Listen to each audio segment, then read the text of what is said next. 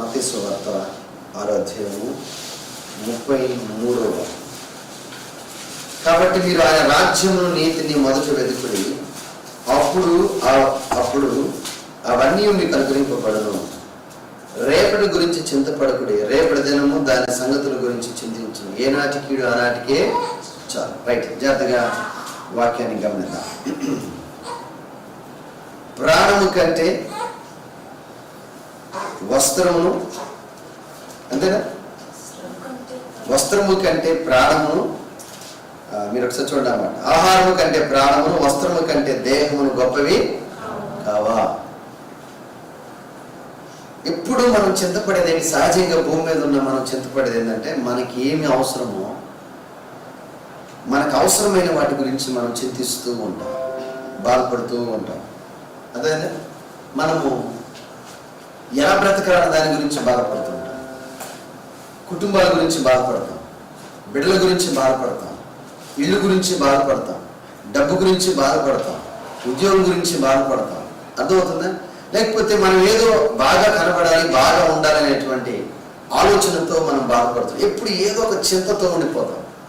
అదే ఏదో ఒక చింత, ఎప్పుడు ఏదో మీద బాధతో, చింతతో, వేదనతో, మనోదుఖంతో ఉండేవాడు సంతోషంగా ఉండలేడు. మానసికంగా బలహీనుడైపోతాడు, ఆరోగ్యపరంగా బలహీనుడైపోతాడు, ఎవరితో కూడా మనసును కలపలేడు, ఎవరితో కూడా ఏకీభించి మాట్లాడలేడు, ఎవరితో కలిసి ఉండలేడు. అదొక ఒంటరితనాన్ని అనుభవించడానికి ఇష్టపడుతుంటాడు. ఎందుకంటే ఎప్పుడు ఏదో ఒక వేదన, ఏదో ఒక దిగులు, ఏదో ఒక చింత లోపం ఉంది కనుక. అలాంటి వ్యక్తి ఆరోగ్యంగా ఉండలేడు, అలాంటి వ్యక్తి నెమ్మదిగా ఉండలేడు, అలాంటి వ్యక్తి సంతోషంగా ఉండలేడు, మనుషులతో కలిసి మాట్లాడడానికి ఇష్టపడ్డాడు. ఇప్పుడు ఏదో ఒక ఆలోచనతో, దిగులుతో, చింతతో, వేదనతో ఉండిపోతాడు కనుక అనవసరమైన వాటి గురించి ఆలోచించడం మనకు తగింది కాదు.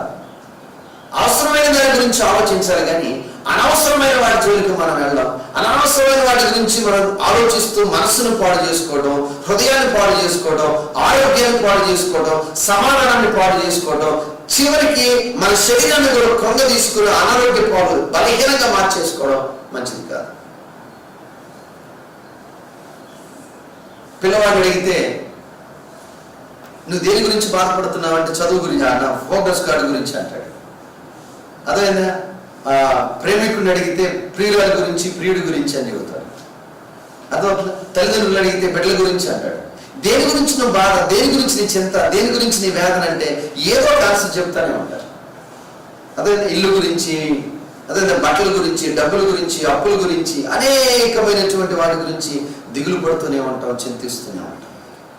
కానీ ప్రభు ఏమంటాడంటే నీకేమి కావాలి అనేది పరలోకం ఉన్న తండ్రికి తెలుసు, నీకేది అవసరం అనేది దేవునికి తెలుసు. ఏముంది అక్కడ? మీరు చదివి ఇప్పుడు, ఆహారము కంటే ప్రాణమును, వస్త్రము కంటే దేహము గొప్పవి కావా.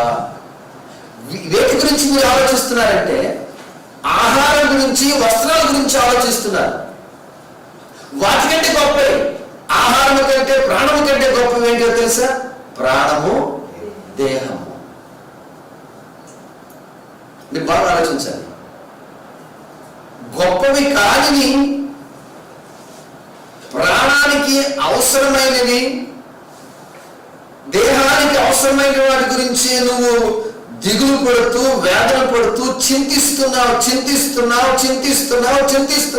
చింతించి అనవసరమైన వాటి గురించి చింతించి బలహీనమవుతున్నావు.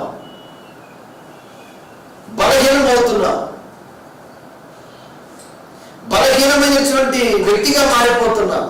ఎవరితో మనస్సు కలపట్ల, ఎవరితో మాట కలపట్ల, ఎవరిని ప్రేమించలేకపోతున్నావు, ఉండలేకపోతున్నావు. ఏదో ఒక చింత, అనవసరమైనవి. ఎవరినో ప్రేమించాలని, ఏదో డబ్బు రావాలని, ఏదో ఇల్లు కట్టాలని, ఏదో స్థలం లేదని, ఏదో ఉద్యోగం, వీటి గురించి నువ్వు ఎక్కువగా చింతిస్తున్నావు. అవసరమైనది ఒకటి ఉంది. ప్రభు అన్నాడు, నీ ఆహారము కంటే, వస్త్రము కంటే గొప్పవి నీ ప్రాణము, నీ దేహం. ప్రభు అన్నాడు, నా నీతిని, నా రాజ్యాన్ని వెతకండి అన్నాడు. ఏం వెతకాలంటే మనం నీతిని, రాజ్యాన్ని వెతకాలి. అదే నీతిని, రాజ్యాన్ని వెతకాలి. అనవసరమైనవి కాదు, అవసరమైన దాన్ని వెతకాలి. ఉపయోగకరమైన దాన్ని మనం వెతకాలి. రైట్, బాగా ఆలోచించండి. ఉపయోగకరమైనవి, అవసరమైనవి ఏంటి అంటే ప్రభు చెప్పాడు, ప్రాణము, దేహం. అదే నీతి అంటే ఏంటి? నీతిని వెతకమన్నాడు కదా. నీతి అంటే ఏంటి? వీడంత నీతిని ఇంకొకడు ఉన్నాడండి. మొన్నే చెప్పాడు నాకు డబ్బులు ఇస్తానని, మొన్నే చెప్పాడు నా అప్పు తీరుస్తానని, మొన్నే చెప్పాడు నా దగ్గరికి వస్తానని, మొన్నే చెప్పాడు ఇలా బ్రతుకుతాను ఇలా ఉంటానని చెప్పి వీడు మాట తప్పాడు. వీడంత నీతి లేనోడు ఇంకొకడు ఎవడో వీడి మాట నమ్మద్దు అని అంటారు. చూసావా? అంటే ఒక మనిషి మాట తప్పినా, ఒక మనిషి తీర్మానం తప్పినా, ఒక మనిషి కమిట్మెంట్ నుంచి పక్కకు వెళ్ళిపోయినా, ఒక మనిషి తన స్టాండ్ నుంచి తప్పించుకొని ప్రవర్తిస్తున్నప్పుడు నీతి లేనివాడని తిడుతుంటాం. అంటే మాట మీద ఉండడము, చెప్పాలి, నిర్ణయం మీద ఉండడము, తీర్మానం మీద ఉండడము. ఏ మాట అయితే నువ్వు దేవుడికి ఇచ్చావో, ఏ మాట అయితే నువ్వు తీసుకున్నావో, ఏ నిర్ణయం అయితే తీసుకున్నావో, ఏ తీర్మానం అయితే తీసుకున్నావో, ఏ స్టాండ్ అయితే నువ్వు కలిగి ఉన్నావో దాని మీద నిలబడ్డమే. యేసుక్రీస్తు యొక్క ఆ మాట వెనుక ఉన్న అర్థాన్ని కొంచెం ఆలోచించండి.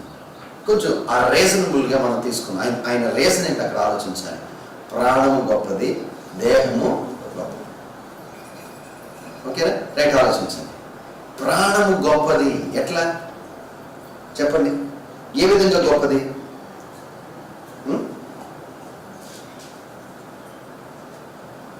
ఏ విధంగా గొప్పది చెప్తాను జాగ్రత్తగా. ఈ ప్రాణం ఎక్కడి నుంచి వచ్చింది చెప్పాలి? దేవుని యొద్ద నుంచి వచ్చింది, దేవుని దగ్గర నుంచి వచ్చింది. మనిషి బ్రతకడానికి దేవుడు ఏం చేశాడంటే జీవాత్మను ఓదగా మనిషి ఏమయ్యాడు? జీవించు వాడయ్యాడు. అంతేనా? ఇప్పుడు ఎక్కడి నుంచి వచ్చింది ఇది? మరి ఆహారం ఎక్కడి నుంచి వచ్చింది? కింద నుంచి వచ్చింది. ఆహారం కూడా దేవుని నుంచి వచ్చిందా చెప్పండి? కింద నుంచి వచ్చింది, భూమి నుంచి వస్తుంది.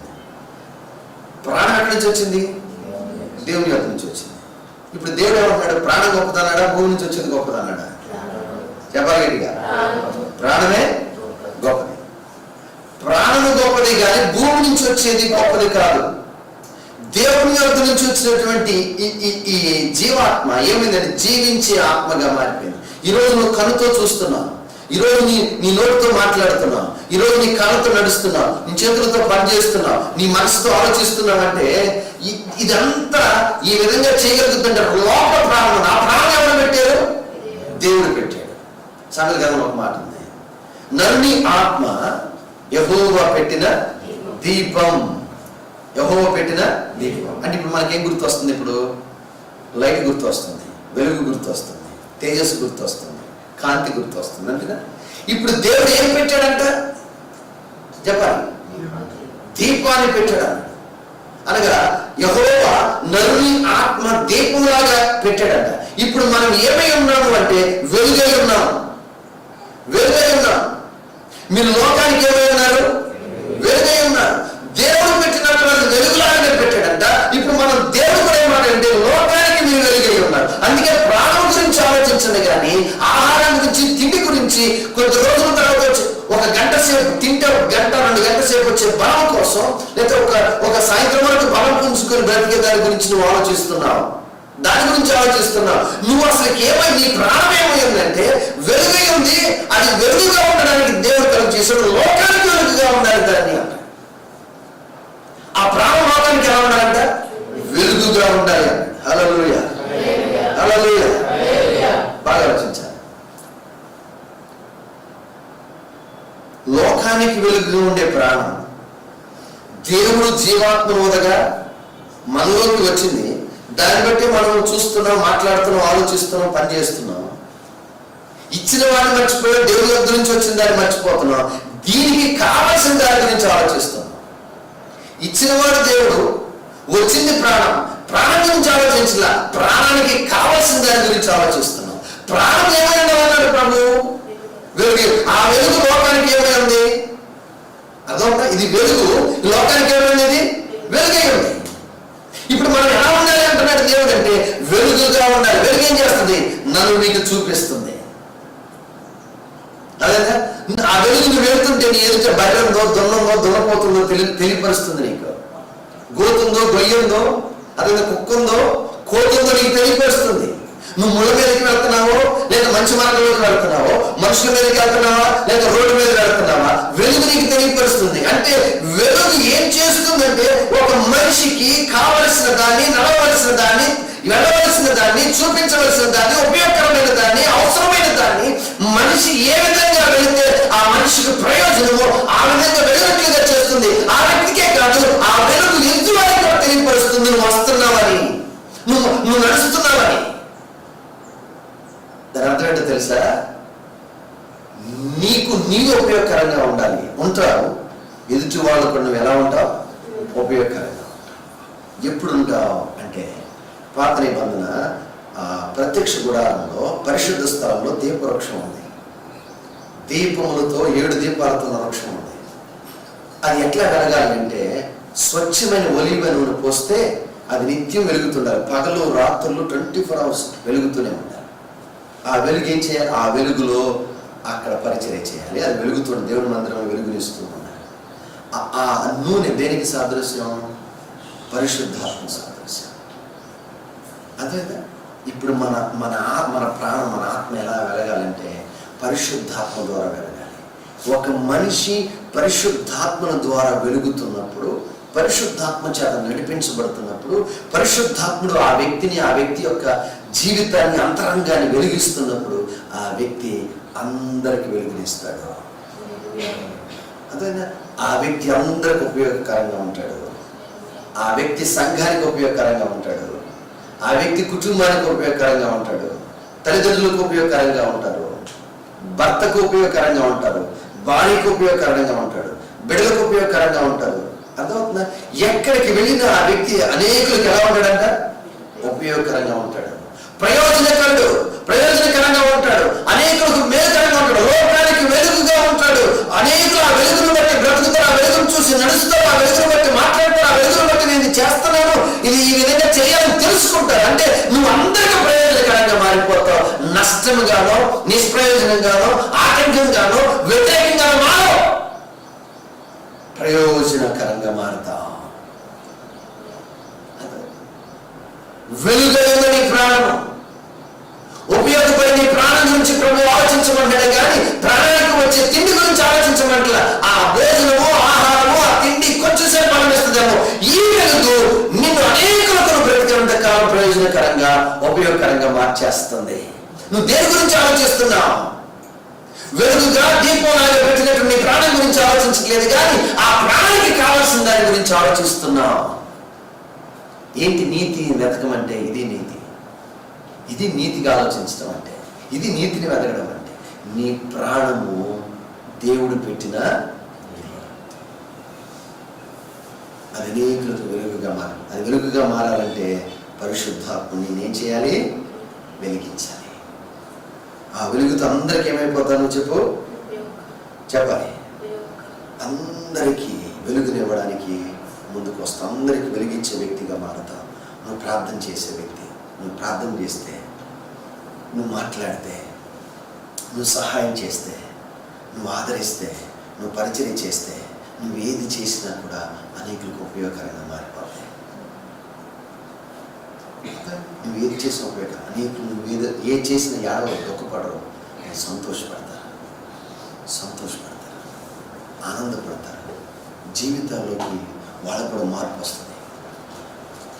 నువ్వు ఆలోచిస్తుంది ప్రాణానికి కావలసిన తిండి గురించి, ఆహారం గురించి ఆలోచిస్తున్నావు. అది అంత ముఖ్యమైనది కాదని ప్రభు అంటున్నాడు. నువ్వు ఆలోచించాల్సిన నీలో ఉన్న దీపం గురించి, నీ ప్రాణం గురించి ఆలోచించావు. అది గొప్పది అన్నాడు.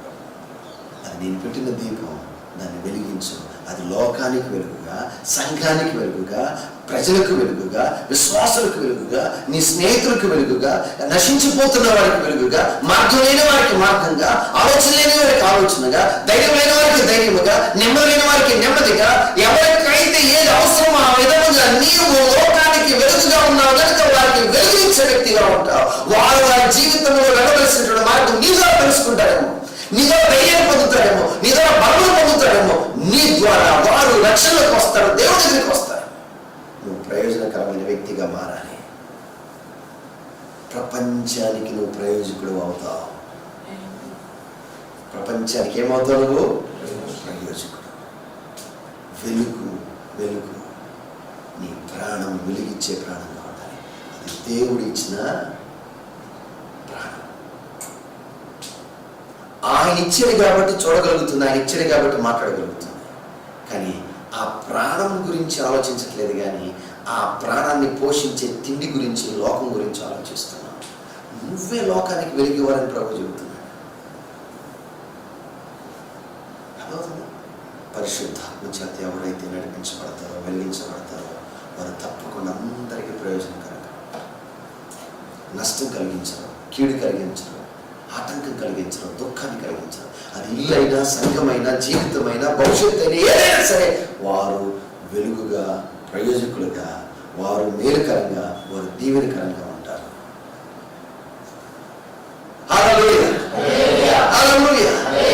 ఆలోచించు. ఇప్పుడు వరకు నువ్వు తిండి గురించి చింతిస్తున్నావు. నేను ఎందుకు ప్రయోజనకరంగా మాట్లాడలేకపోయాను? ఎప్పుడైనా అన్నారు నీ ఇంట్లో వాళ్ళు, అమ్మా నువ్వు వచ్చిన తర్వాత నువ్వు చేసే పనులు బట్టి నేను ఎంత సంతోషపడుతున్నాను? ఎప్పుడు నీ భార్య అన్నదా? ఎప్పుడు నీ భర్త అన్నాడా? నీకంటే ముందు ఒక 90 సంబంధాలు వచ్చినాయి. ఆ 90వ సంబంధం చేసుకున్నా బాగుండేది, నిన్ను చేసుకుని ఈ విధంగా దరిద్రాన్ని అనుభవిస్తున్నా అన్నాడా? ఆ 90 సంబంధాలు తప్పిపోవడం మంచిదైంది, నువ్వు నా జీవితంలో రావడం నాకు ఎంత మేలో అన్నాడా? మేలన్నాడా, తేలన్నాడా? చెప్పారా? నీ తల్లిదండ్రుల గురించి చెప్పారమ్మా, నువ్వు పుట్టినప్పుడు ఆడపిల్లని దుఃఖపడ్డాను, అయ్యా నువ్వు పుట్టినప్పుడు అనారోగ్యంతో ఉంటే నేను బాధపడ్డాను, కానీ ఈరోజు నేను చూస్తుంటే ఎంత ఆనందంగా ఉందో, ఎంత సంతృప్తిగా ఉందో. ఎప్పుడైనా చెప్పారా? ఉన్నావు అలా ప్రయోజనకరంగా నువ్వు నీ ఇంటికి కానీ, సంఘానికి కానీ, తల్లిదండ్రులకు కానీ, బిడ్డలకు కానీ, భర్తకు కానీ, భార్యకి కానీ ఎప్పుడైనా చెప్పారా? హలో డార్లింగ్, నిజంగా నేను లక్కీ అని ఎప్పుడైనా అన్నాడు? ఇంగ్లీష్ రాపోయినా, రాని ఇంగ్లీష్ ఎప్పుడైనా అన్నాడా? లక్కీ అని ఎప్పుడైనా చెప్పాడా? నువ్వు నా జీవితంలో రావడం నా లక్కీ, నా అదృష్టం ఎప్పుడైనా చెప్పాడా? జీవితంలోకి వచ్చింది దరిద్రంలోకి వచ్చి టెస్ట్ చేసుకున్నప్పటి నుంచి నా జీవితం అంతా నాశనమైంది అని అన్నారా? దేవుడు నిన్ను వెలుగుగా పెట్టాడు, పరిశుద్ధాత్మతో నిన్ను వెలిగించాలనుకుంటున్నాడు. నీ మాట ఒక ధైర్యము, ఒక బలము, ఒక ఆదరణ, ఒక ప్రోత్సాహం, ఒక మార్గంగా చూపించడానికి ప్రభు నిన్ను వెలుగుగా పెట్టాడు. నీ ఆలోచన అసమాధానం రేగుతున్న సందర్భంలో, అసమాధానం వస్తున్నటువంటి కాలంలో, అసమాధానం రేగుతున్న దయ్యము, అసమాధానం వస్తున్నటువంటి లోక సమాన మాటల మధ్యలో నీవు నిలబడి మాట్లాడితే అక్కడ సమాధానం కొట్టాలి. ఆ సమాధానంతో అసమాధానం విరిగిపోవాలి. అదే వెలుగంటే, అదే వెలుగంటే. ఎక్కడ బంధం తగ్గిపోతుందో, ఎక్కడ బంధం ఊరిపోతుందో, ఎక్కడ ఆ బంధంతో ఉన్నటువంటి అనుబంధాలన్నీ దూరం అయిపోయి వ్యతిరేకులై, శోధకులై, శత్రువులై కొట్టుకొని చస్తున్నారు, ఆ స్థలం నిలబడితే నీ మాట, నీ ఆలోచన, నీ తలంపు ఆ బంధాన్ని తెగకుండా కట్టడమే వెలుగు. ఉన్నవాళ్ళ ఆలోచించు. చెప్పారా ఈరోజు? పాస్టర్ గారు చెప్పాడా? తోటి విశ్వాస్ చెప్పారు నీ గురించి? ఎవరైనా నీ గురించి ఎస్ ప్రయోజకుడు ఎక్కడ ఏ పని అప్పగించిన ప్రయోజకులే, ఏ బాధ్యత అప్పగించిన ప్రయోజకులే. వాళ్ళు పని చేస్తే నాకు నెమ్మదే, నేను లేకపోయినా వాళ్ళు చేస్తారు, నాకు ఆ ప్రశాంతత ఉంది. చెప్పగలరా? ఆ ప్రయోజనకరమైనటువంటి జీవితం నీ దగ్గర ఉందా? చెప్పాలి. అందరికి ఏమై ఉంటారు? వాళ్ళు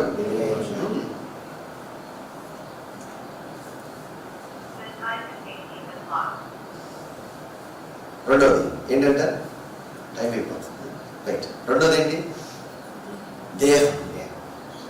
దేహానికి వస్త్రాలు. ఏ వస్త్రాలు కావాలి?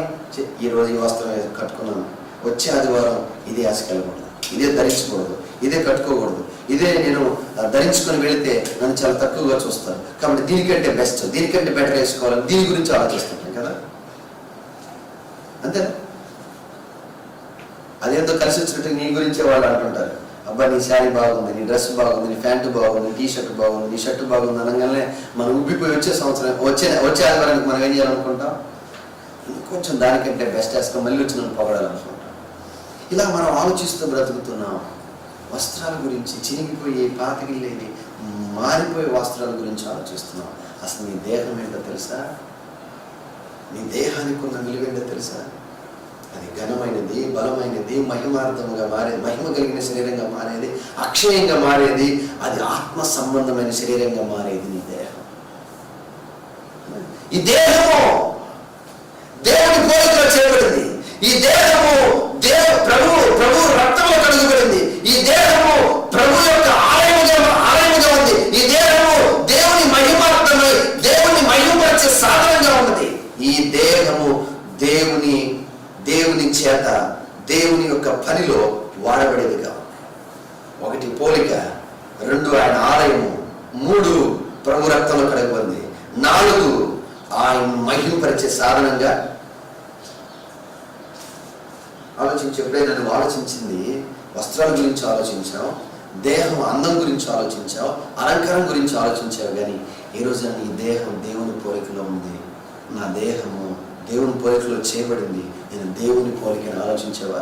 ఆ పోలిక పోతుంది, ఆ పోలిక మారిపోతుంది, ఆ పోలిక చేంజ్ అయింది.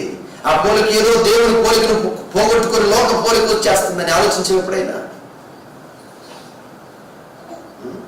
దేవుని పోలికలు ఉండవలసిన నీవు, దేవుని పోలికను చూపించవలసిన నీవు, దేవుని స్వార్థాన్ని చూపించవలసిన నీవు ఈ రోజు నా పోలికను కోల్పోతున్నాను. నేను ఎందుకు కోల్పోతున్నాను? ఎక్కడ కోల్పోతున్నాను? ఏ విధంగా కోల్పోతున్నాను? దేవుని పోలికలో చేయబడిన నా దేహము దేవునికి ఆలయముగా ఉండాలి. దేవుని ఆలయంలో ఉంటుంది ప్రార్థన ఉంటుంది, దేవుని ఆలయంలో ఉంటుంది దేవుని మహిమ ఉంటుంది, దేవుని ఆలయంలో ఉంటుంది దేవునికి ఘనత తెచ్చే క్రియలు, మాటలు, ప్రవర్తన ఉంటాయి. అవన్నీ ఆలయంలో లేవో ఆలోచించావా? దేవుని రక్తంలో కడుగబడినటువంటి దేహానికి ఏముంటుందంటే పరిశుద్ధత ఉంటుంది, నీతి ఉంటుంది, యథార్థత ఉంటుంది. ఉందా ఈ దేహంలో? దీని గురించి ఆలోచించట్లా. ఈ దేహానికి ఏది అవసరమో ఆ వాడిపోయేవి, కలపోయేవి, పాతగిల్లేవి, చిరిగిపోయే వాటి గురించి ఆలోచిస్తున్నామే కానీ ఈ దేహం దేవుని పోలిక, ఈ పోలికను కోల్పోయింది, ఈ పోలిక మారిపోయింది, ఈ పోలిక ఎక్కడో పోగొట్టుకున్నాను ఏ రోజు నువ్వు ఆలోచించలేదు. ఇది దేవుని ఆలయము, ఈ ఆలయంలో ఉండవలసినటువంటిది ఏది లేదు. దేవుని మహిమపరిచే దేహం ఇది. మీ దేహములతో దేవుని ఏం చేయండి? మహిమపరచండి. ఉందా దేవుని మహిమపరిచే దేహముగా నీ శరీరము, నీ దేహము? ఆయన రక్తంతో కడుగబడినటువంటి ఆ దేహంలో పరిశుద్ధత ఉంటుంది. ఉందా పరిశుద్ధత? పరిచయం చేసే పరిచయం చేసి నేను ఈ శరీరముతో దేహముతో పరిచయం చేసే వ్యక్తిని పరిచయం చేయడం మానేశాను. ఈ దేహంతో ప్రార్థన చేసే వ్యక్తిని ప్రార్థన చేయడం మానేశాను. ఈ దేహంతో నడిచి వెళ్ళి స్వార్థ చెప్పే వ్యక్తిని స్వార్థ చెప్పడం మానేశాను. ఈ దేహంతో దేవుని పోలికలో ఆ దీనత్వాన్ని, ఆ తగ్గింపును, యథార్థతను చూపించే వ్యక్తిని పోగొట్టుకున్నాను. ఆ పోలిక పోయింది, ఆ రూపం పోయింది, ఆ క్రీస్తు స్వారూప్యం పోయింది. ఈ రోజున చింతించావా? ఈ రోజు చింతించావా? ఈ రోజు ఆలోచించావా? దీనికి కావలసిన వస్త్రాల గురించి, దీనికి కావలసిన సౌందర్యం గురించి, దీనికి కావలసిన సుఖం గురించి, దీనికి కావలసిన అలంకారం గురించి ఆలోచించేవి కానీ దేవుని పోలికలో చేయబడిన దేవుని పోలికను కోల్పోయిందని ఈ రోజున చింతించావా? దేవుని ఆలయముగా నా దేహముని ప్రభు చెప్పాడు. ఈ ఆలయము దేవుని ఆలయము, కానీ దీన్ని పాడు చేసేది లేదు. దీనిలో అంత పవిత్రత ఉంది, దీనిలో అంత చెడు ఉంది, దీనిలో అంత లోకమే ఉండిపోయింది, లోకాశలే ఉండిపోయింది. దీనంతా దేవునికి పనికిరాని పాడైన దేవాలయంగా ఉందని ఏ రోజైనా ఆలోచించి చింతించావా? సంఘం ఆలోచించవా? ఇది నీతిగా ఆలోచించడం, నీతిని వెతకడం అంటే ఇది. నీ దేహానికి ఏది కావాలో, నీ దేహానికి ఏది అవసరమో దాని గురించి ప్రాకులాడుతున్నావు. ప్రార్థన చేసే నీవు, ప్రార్థనకు వచ్చే నీవు, పరిచయం చేసే నీవు, నమ్మకంగా ఉండే నీవు, అన్నింటిలో వాక్యానుసారంగా ఉండే నువ్వు, మాదిరి చూపించే నీవు, నీ మాటలతో, నీ పనులతో, నీ క్రియలతో, నీ నడకతో, నీ ధైర్యముతో, నీ ఉత్సాహముతో, నీ స్వరముతో, నీ జ్ఞానముతో, నీ తెలివితో దేవునికి పనికొచ్చే వ్యక్తివి నువ్వు. పనికొస్తుందా ఈ దేవాలయము? నా ఆలయం పాడు చేసేవాడు నేను వాడిని పాడు చేస్తాను ప్రభు అన్నాడు. నా ఆలయం పాడైపోయింది, నా దేవుని ఆలయం పాడైపోయింది, నా దేవుని ఆలయం ఉండవలసిన లేదు, అపవిత్రమైనవి వచ్చేసినాయి, అపవిత్రంగా మారిపోయింది, ఆలయం పాడైపోయింది. ఏంటి నా జీవితం? ఆలోచించావు ఎప్పుడైనా?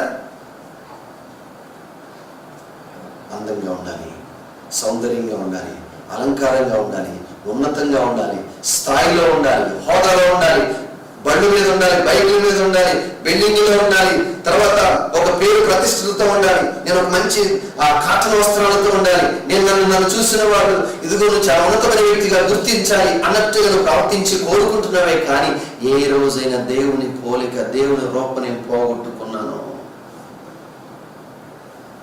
ఆ పోలిక పోయింది, ఆ రూపం మారిపోయింది. ఇది చీకటి రూపంగా, సాతాను రూపంగా, లోక సంబంధమైన రూపంగా, దయ్యపు రూపంగా మారిపోయింది అని ఈ రోజు చింతించావా? దేవుని పోలికలో చేయబడ్డ నీ దేహము ఈరోజు ఆ రూపంలో ఉందా? ప్రసంగి గ్రంథంలో ఒక మాట ఉంది, ఏమన్నా తెలుసా? వారు తంత్రమును కల్పించుకొని వారు చెడిపోయి అని ఉంది.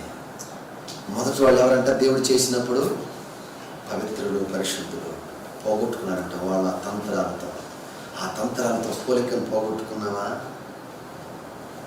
లోకం చూపిస్తున్నటువంటి ఆశలతో, ఆలోచనతో, కుయుక్తులతో, ఆ రంగుల వలయాల చిక్కుకుపోయి నువ్వే దేవుని పోలికగా ఉండవలసిన వ్యక్తివి కానీ దేవుని పోలికగా నీవు లేకుండా లోక పోలికగా, సామాన్య పోలికగా మారిపోయావా? నిన్ను చూసిన వారు దేవుడు చూడగలుగుతున్నారా? నిన్ను చూసిన వారు నీలో దేవుని దైవత్వాన్ని, క్రైస్తవ్యాన్ని, ఆత్మీయతను చూడగలుగుతున్నారా? ప్రార్థన చేయగలుగుతున్నారా? విశ్వాసాన్ని చూడగలుగుతున్నారా? నా దేవుని పోలిక నేను కోల్పోయాను, నా దేవుని ఆలయాన్ని పాడు చేశాను, నా దేహము దేవుని రక్తంతో కడుగుబడింది. ఇలా ఉండవలసినటువంటి ఈ దేహం ఏమైపోయిందంట? దేవుని రక్తంతో ఏమైపోయింది? ఇది కొనబడింది. ఈ దేహాన్ని దేవుడు కొన్నాడు. తెలుసా మీకు? అపొస్తలుల కార్యాలు ఉన్నది, మిమ్మల్ని ఆయన కొన్నాడంట తన రక్తంతో. నీ దేహం విలువెంత చెప్పండి? నీ దేహం విలువెంత? యేసయ్య రక్తం అంత, యేసయ్య రక్తం ఎంత విలువైందో, ఆయన ప్రాణం ఎంత విలువైందో, నీ దేహం అంత విలువైంది. ఆయన రక్తంతో కొనబడ్డట్టు నీ దేహం ఏమైంది ఈరోజు? ఆలోచించి ఒకసారి. ముగించేస్తున్నాను. ఈ దేహంతో పరిచయం చేస్తున్నావా? ఈ దేహంతో ప్రార్థన చేస్తున్నావా? ఇది ఒకప్పుడు ఆ పోలికలోనే ఉండేది, ఒకప్పుడు ఆలయంగా ఉండేది, ఒకప్పుడు కొనబడ్డ శరీరంగానే ఉండేది, ఒకప్పుడు దేవుని మహిమపరిచే సాధనంగానే ఉన్నది. ఇలానే ఉంటే ఘనమైనదిగా, మహిమ కలిగినదిగా, అక్షయమైనదిగా, ఆత్మ సంబంధమైనటువంటి శరీరంగా రూపాంతరం చెంది పరలోకం చేర్చబడింది. ఒకవేళ అది కోల్పోతే ఆ రూపం భూలోకంలో కోల్పోతే మరలా నరకంలో పడాల్సిందే. దేవుని స్వారూప్యం కోల్పోతే, ఆ మహిమ సౌందర్యం కోల్పోతే, ఆ అక్షయతను కోల్పోతే, ఆ మహిమ ఆత్మ సంబంధమైన కోల్పోతే, ఆ రూపం నీలో లేకపోతే నువ్వు దేవుని దగ్గరికి చేరలేవు, దేవుని చూడలేవు, దేవుని నీలో ఎవరు చూడలేరు. కాబట్టి నేను అడుగుతున్నాను, ఈరోజు నువ్వు దేని గురించి ఆలోచిస్తున్నా? తిండి గురించి, వస్త్రాల గురించి. కానీ ప్రభు ఏమి గొప్పవంటున్నాడు? ప్రాణము గొప్పది, దేహము గొప్పది. ప్రాణం ఎందుకు గొప్పది? అది దేవుని వెలుగుగా ఇవ్వబడింది, లోకానికి వెలుగుగా ఉండడానికి ఇవ్వబడింది. అది వెలిగించబడాలి పరిశుద్ధాత్మతో.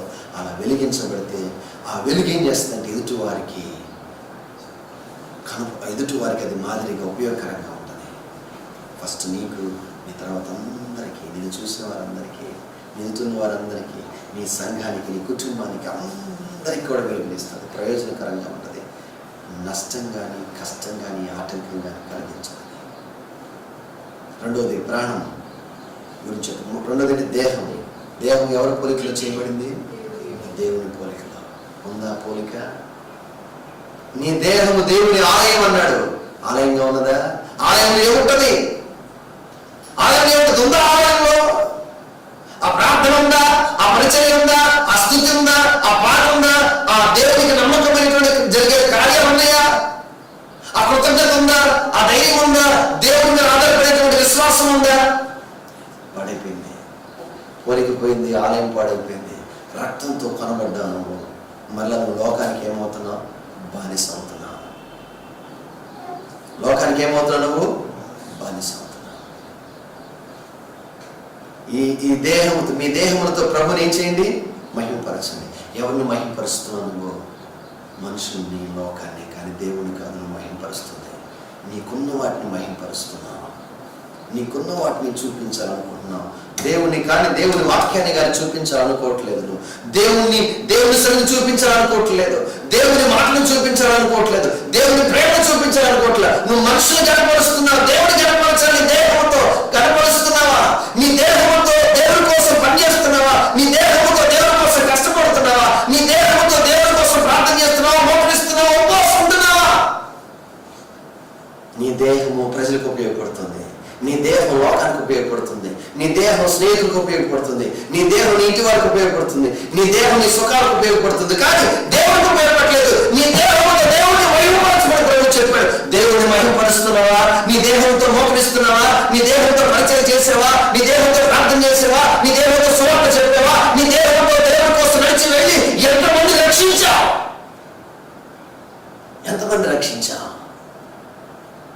నీ దేహం సజీవ యాగంగా దేవునికి ఏం చేయాలి? అర్పించాలి. అర్పించావా? నేను అర్పించానండి, కానీ నాకు కొంత టైం కావాలి. ఎవరికి ఉపయోగపడుతుంది నీ దేహము? ఎవరు వాడుకుంటారు నీ దేహం? దేవుని ఆలయాన్ని పాడు చేస్తున్నావా నువ్వు? నీ దేహము దేవుని ఆలయం, దాన్ని పాడు చేస్తున్నావా? తల వంచండి, కళ్ళు మూసుకుని ప్రార్థన చేసుకున్నావా?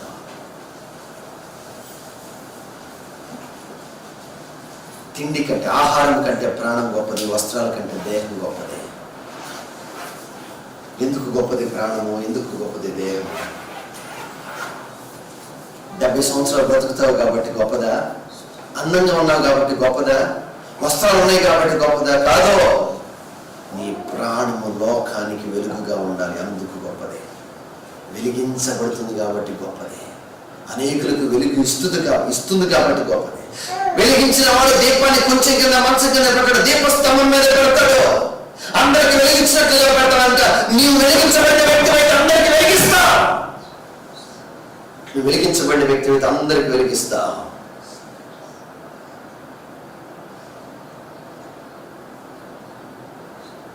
నీ ప్రాణం అందరికీ ఉపయోగపడుతుందా? సంఘానికి ఉపయోగకరంగా ఉందా? దేవునికి ఉపయోగకరంగా ఉందా? దేవుని పనికి, దేవుని రాజ్యానికి ఉపయోగకరంగా ఉందా? కుటుంబానికి, బిడ్డలకు ఉపయోగకరంగా ఉందా? నిన్ను చూసి ఇదిగో నేను కూడా ప్రార్థన చేయాలని అనుకుంటున్నారా? అలా వెలిగిస్తున్నావు అందరికీ.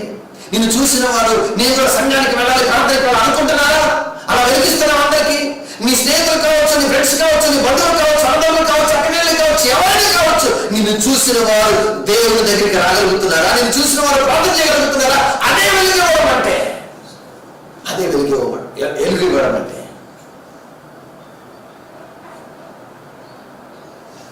నా ప్రాణమా తిరుము త్రాగుము సుఖించమనడానికి కాదు దేవుడు వచ్చింది. నా ప్రాణమా తినడానికి నీకు సమృద్ధి ఉంది, కష్టపడి సంపాదించుకున్నావు, తిను అని చెప్పడానికి కాదు నీ ప్రాణానికి దేవుడు నీ ప్రాణం ఇచ్చింది. ఆ ప్రాణము వెలిగే ఎరగడానికి, వెలిగేవడానికి. స్వచ్ఛమైన ఒలీవ నూనెతో దీపాలు వెలిగిస్తున్నాడు. ఆ దీపాలు వెలిగిస్తున్న దేవుని మందిరంలో వెలుగునిస్తున్నాయి. వెలుగునిస్తున్నాయి. యాజకుడు పరిచర్య చేయడానికి వెలుగునిస్తున్నాయి. దేవుని మందిరం ఎప్పుడు వెలుగుతో నింపడానికి వెలుగునిస్తున్నాయి. నువ్వు పరిశుద్ధాత్మ చేత నడిపించబడితే, పరిశుద్ధాత్మ నీకు ఉందని నువ్వు అనుకుంటే, పరిశుద్ధాత్మ నాతో ఉన్నాడని నువ్వు భావిస్తే, నమ్మితే నువ్వు ప్రయోజనకరంగా ఉంటావు, వెలుగుగా ఉంటావు. నీ వెలుగు కింద, నీ సహాయం కింద, నీ ప్రేమ కింద, నీ విశ్వాసం కింద, నీ ప్రార్థన కింద, నీ ద్వారా సంఘానికి, విశ్వాసాలకు, తోటి వారికి, కుటుంబానికి ప్రయోజనం ఉంటుంది. వాళ్ళు నిన్ను చూసి అనేకమైన నేర్చుకుంటారు. మాదిరిగా నువ్వు కనబడతావు. సంగమా, అయ్యా నా ప్రాణము దీపము అన్నావు. దీపము అనేది వెలిగించేది అన్నావు. దీపాన్ని వెలిగించి ఎవరు మంచం కింద కొంచెం కింద పెట్టరు, కానీ దీపస్తంభం మీద పెడతారన్నావు. మీరు లోకానికి వెలుగు అన్నావు. నేను ఎంతవరకు వెలుగుగా ఉన్నానో ఆలోచించుకుంటున్నాను ప్రభువా. నా భర్తకి నేను వెలుగు, నా భార్యకి నేను వెలుగు, నా బిడ్డలకు నేను వెలుగు, నా సంఘానికి నేను వెలుగు, నా సహోదరుడికి నేను వెలుగు, నా తోటి ఆత్మీయుడికి నేను వెలుగుగా ఉండాలి. లేను ప్రభువా, నేను లేను ప్రభువా. నన్ను చూసిన వారు నాయన ఏదైనా నేర్చుకోవాలి ప్రభువా. నన్ను చూసిన వారు మారాలి ప్రభువా. నన్ను చూసిన వారు మోకరించాలి నాయన. నన్ను చూసిన వాళ్ళ మాట తీరు మార్చుకోవాలి ప్రభువా. నేను వెలుగుకరంగా లేను ప్రభు, నేను నష్టంగా ఉన్నాను నాయన, నేను నష్టంగా ఉన్నాను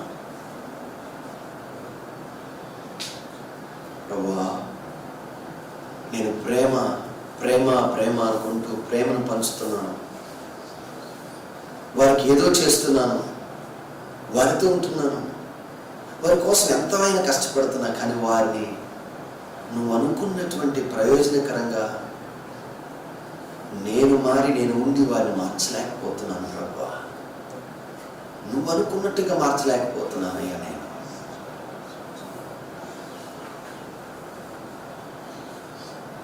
సంగమా, నువ్వెంతమందికి ప్రయోజనకరంగా ఉన్నావు. నీ జీవితం అందరికీ వెలుగు, అందరికీ ప్రయోజనకరంగా ఉందా? ఒక్కసారి ఆలోచించు. దీపం ఏమిస్తుంది? వెలుగిస్తుంది కదా. ఇస్తున్నావా వెలుగు? ఇచ్చావా వెలుగు? నీ మాటతో, నీ ఆలోచనతో, నీ ప్రార్థనతో, నీ మాదిరితనంతో, నీ సహాయముతో, నీ డబ్బుతో, నీ సమయముతో, నీ ప్రేమతో, నీ ఓర్పుతో, నీ విశ్వాసముతో ఎంతమంది వెలిగించబడ్డారు? ఎంత పరిచర్య జరిగింది సంఘంలో? ఎంతమంది నడిపించబడుతున్నారు?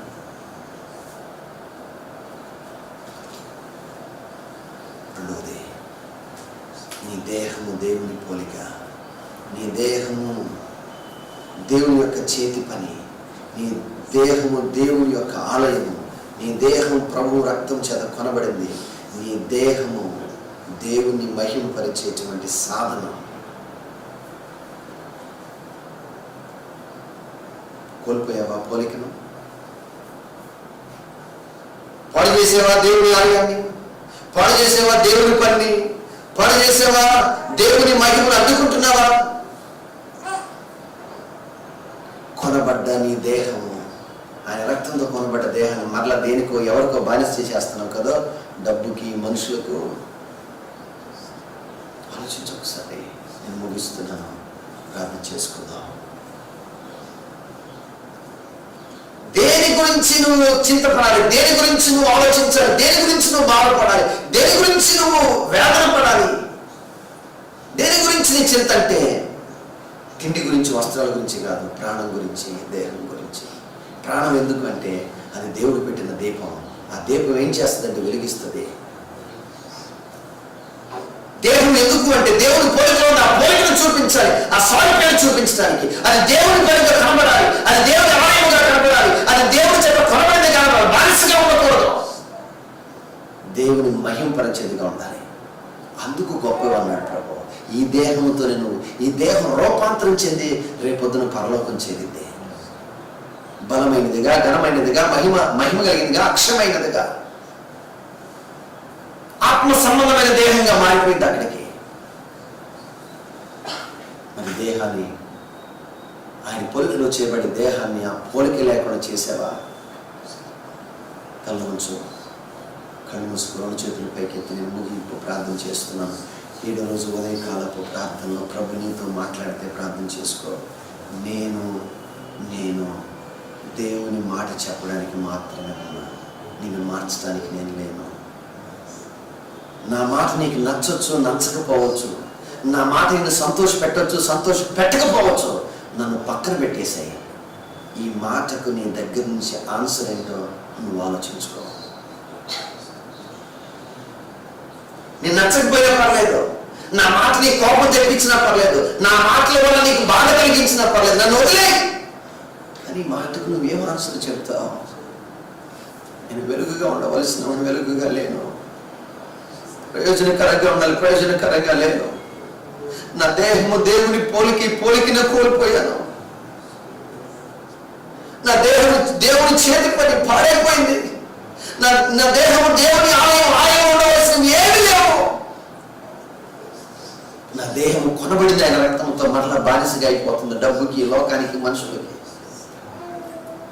నా దేహము దేవుని మహింపరిచే సాధనము, ఇది లోకానికి, మనుషులకు, దయ్యానికి సాధనంగా మారింది.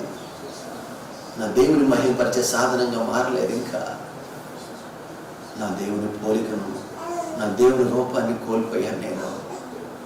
యేసయ్యా, యేసయ్యా, యేసయ్యా, నేను లోకంలో నా ప్రాణానికి, నా దేహానికి కావలసిన వాటి కోసం వేదన పడ్డాను, ఎదురు చూశాను, దుఃఖపడుతున్నా, ఏడుస్తున్నా, ప్రయాసపడుతున్నా, కష్టపడుతున్నా, దినాలు, సంవత్సరాలు, రోజులు అన్ని దానికోసం చేస్తున్నాను ప్రభువా. డబ్బు కోసం వెళుతున్నా, బంధం కోసం వెళుతున్నాను ఆయన. కులము కోసం వెళుతున్నా, మతము కోసం అని వెళుతున్నా, ఇంకా ఏది లోకం అన్నిటి కోసం వెళుతున్నాను ప్రభువా. కానీ నీ ఆత్మతో వెలిగించబడవలసింది నేను వెలిగించబడలేదయ్యా. వెలిగించబడితే నేను వెలిగిస్తాను కదా నాయన. లోకానికి వెలుగుగా నేను ఉంటాను కదా. దీపస్తంభం మీద వెలుగుతున్న దీపంలాగా ఆ ఇంట్లో వాళ్ళకు, ఆ సంఘంలో వాళ్ళకి, ఆ విశ్వాసాలకు, ఆ స్నేహితులకు, ఆ బంధువులకు నేను ఆత్మ సంబంధమైన వెలుగుగా నేను అందరికీ వెలుగుకరంగా కనబడతాను కదా. అని ఎవరికి కనబడలేదు నాయన. నన్ను క్షమించండి ప్రభువా. అయ్యా, నా దేహం పాడైంది నాయన. నా దేహంలో ఏవో కోరికలు వచ్చినాయి. నా దేహంలో ఏదో ఆశలు రేగుతున్నాయి. నా దేహం ఏదో కోరుకుంటుంది, ఏదో శోధనకు గురవుతుంది, బలహీనమైపోతుంది. నీ పోలిక కోల్పోతుందయ్యా, నీ పోలిక కోల్పోతుంది తండ్రి. నీ పోలికను నన్ను మార్చండి. నీ రూపం నేను కోల్పోతున్నా. మరలా నాకు రూపాన్ని ఇవ్వడానికి వచ్చావు. నా రూపాన్ని నువ్వు తీసుకుంటే ఎలా ఉంటుందో ఆ సిలువలో కనబడుతుందయ్యా. నా రూపాన్ని నువ్వు తీసుకొని కురుబిగా మారిపోయి నీ రూపాన్ని నాకు ఇస్తున్నావు తండ్రి. నీ రూపాన్ని నాకు ఇస్తున్నావు. ఆ పోలిక నేను పోగొట్టుకున్నాను, నీ పోలిక మరలా నాకు ఇవ్వడానికి వచ్చావు యేసయ్యా. మరలా నాకు అవకాశాన్ని ఇస్తున్నందుకు నీకు స్తోత్రాలు తండ్రి. అయ్యా, నీకు స్తోత్రాలు. పాడే నీ దేహాన్ని బాగు చేయి నాయన. పాడవుతున్నటువంటి పోలికను బాగు చేయి. నీ చేతి పని పాడవుతుంది నాయన. నీ చేతి పనిని మర్చిపోక బాగు చేయడానికి వచ్చిన యేసయ్యా, నన్ను ఈరోజు బాగు చేయి. నా పోలికను తీసుకుని నీ పోలిక నాకు ఇచ్చావు. నా రూపము సిలువలో ఉన్న రూపం, కానీ నీ పోలిక అసలైన నీ రూపం సుందరమైనది, 10,000 మందిలో గుర్తించదగినటువంటి రూపం అయ్యా. తండ్రి, నీ పోలిక నాకు ఇచ్చి నా పోలిక నువ్వు తీసుకున్నావు. నేను ఆ పోలిక నీకు పోగొట్టుకుని తీర్మానించుకుంటున్నాను. నేను అందరికీ వెలుగుగా ఉంటాను ప్రభువా. ఈ వాక్యం అన్న ప్రతి బిడ్డ, లైవ్లో వింటున్నవారైనా, ఇప్పుడు వింటున్నవారైనా, వినబోతున్నవారైనా, ఈ వాక్యం ద్వారా జీవితాలు మార్చబడాలి ప్రభువా. సవాలు చేయబడాలి తండ్రి. రోషముతో జీవితాలను ప్రభువా ఈ వాక్యము మనసాలని ప్రార్థన చేస్తున్నాను. ఇచ్చే మాటలు మాకు ఇచ్చినందుకు నీకు స్తోత్రాలు. ఈ దినమంతా ఉపవాస ప్రార్థన నడిపించండి. జరగబోతున్న ప్రార్థనలన్నీ నీ నామానికి భయంకరంగా జరిగించుకో. ఈ ఉదయకాల ప్రార్థన నడిపించినందుకు నీకే స్తుతి స్తోత్రాలు తెలియపరుస్తూ ఈ వాక్యాన్ని నీరు కట్టిన తోట ఎలా ఫలించిందో అలా ఫలభరితంగా మార్చి నువ్వు ఘనపరచబడమని వాడుకో. యేసు క్రీస్తునామమున ప్రార్థిస్తున్నాము తండ్రి. మన తండ్రి అయిన దేవుని ప్రేమ, మన ప్రభు రక్షకుని యేసు క్రీస్తు యొక్క కృప, పరిశుద్ధాత్మిక సన్నిధి, సహాయం, త్రియేక దేవుడు ఆయన పోలికలోకి మనం మార్చుకొను గాక. అనేకులకు వెలిగించు వారిగా మనం చేయను గాక. అనేకులు మనల్ని బట్టి దేవుని వద్దకు వచ్చుదురు గాక. ఆమేన్. అందరికీ వందనాలు. దేవుని కృప, దేవుని యొక్క సమాధానం మనందరికి తోడుగా స్థిరపరచును గాక.